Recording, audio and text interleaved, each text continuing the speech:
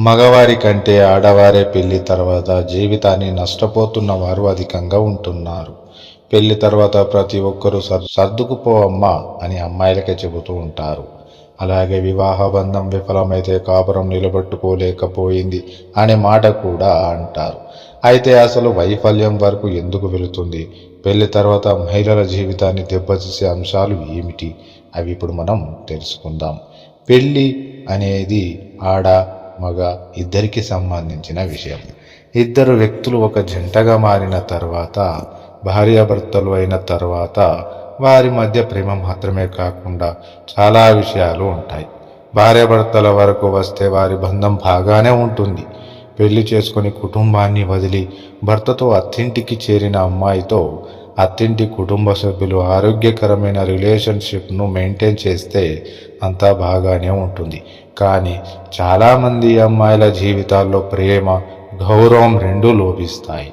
ప్రేమ, గౌరవం లోపిస్తే ప్రతి వ్యక్తికి ప్రేమ, గౌరవం ఉన్నప్పుడే సంతోషంగా ఉండగలుగుతారు. కానీ అత్తారింట్లో ఒక అమ్మాయికి ప్రేమ, గౌరవం లోపిస్తే ఆ అమ్మాయి సంతోషంగా ఉండలేదు. దీనికి కారణం అత్తమామలు, ఆ ఇంటి కుటుంబ సభ్యులు. చాలా వరకు అత్తారింట్లో ఆడపిల్లలను వారి అత్తమామలు మొదట్లో బాగానే మాట్లాడినా ఆ తర్వాత కించపరిచి మాట్లాడుతూ ఉంటారు.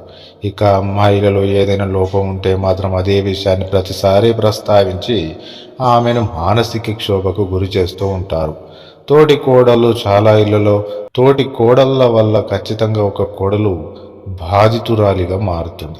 అత్తగారు, మామగారు, కుటుంబ సభ్యులు కోడళ్ల మధ్య జరిగే చాలా విషయాలను పట్టించుకోరు. జిత్తుల మారే స్వభావం ఉన్న కోడలు మంచితనంతో ఉన్న వారిని వేధిస్తూనే ఉంటారు. ఇంటి పని దగ్గర నుండి చాలా విషయాలలో బాధ పెడుతూ ఉంటారు. అత్తగారు ఎప్పటికీ తల్లిగా ఉండదని, తల్లిలా చూడలేదని చాలామంది అంటూ ఉంటారు.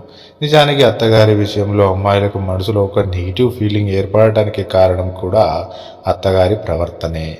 అత్తగారు ఎప్పుడు కోడలికి వ్యతిరేకంగానే ఉంటారు. కోడలు మంచిగా మాట్లాడినా సరే గిట్టని అత్తగారు ఉన్నారు. కోడలు అత్తగారిని మెప్పించాలని అత్తగారికి నచ్చే పనులు చేసినా సరే కోడలిని విమర్శించేవారు ఎక్కువ. కోడలు ఏం చేసినా ఆమెను సూటిపోటి మాటలతో హింసించేవారు ఎక్కువగా ఉంటున్నారు. అత్తగారి ప్రవర్తన విషయంలో కోడలు తన భర్తతో ఏదైనా చెప్పినా భర్త నుండి ఆమెకు ఎలాంటి సహకారం, ఓదార్పు ఉండవు.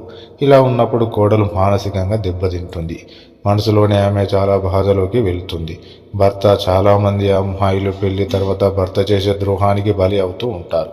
చాలామంది మగవాళ్ళు పెళ్లి అనేది ఇష్టం లేకుండానే అవసరం కోసం చేసుకుంటూ ఉంటారు. ఇంటి పని చేయడానికి ఒక అమ్మాయి అవసరం అయిందను, డబ్బులు సంపాదించడానికి సంపాదించే అమ్మాయి అవసరం అయిందను, తల్లిదండ్రుల బలవంతం మీదనో, తల్లిదండ్రుల సంతోషం కోసమో ఇలా చాలా కారణాల వల్ల అబ్బాయిలు పెళ్లి చేసుకుంటూ ఉంటారు. కొందరైతే ఒకరితో ప్రేమ వ్యవహారం, వివాహేతర సంబంధం పెట్టుకొని మరొక అమ్మాయిని పెద్దల నిర్ణయంతో పెళ్లి చేసుకుంటారు. ఇలాంటి మగాళ్ళ వల్ల అమ్మాయిలకు జీవితంలో సంతోషం అనేది ఉండదు. జీవితాంతం వారు అత్తమామల సూటిపోటి మాటలు, భర్త నిర్లక్ష్యం మధ్య సంతోషం అనేది లేకుండా బ్రతికేస్తారు.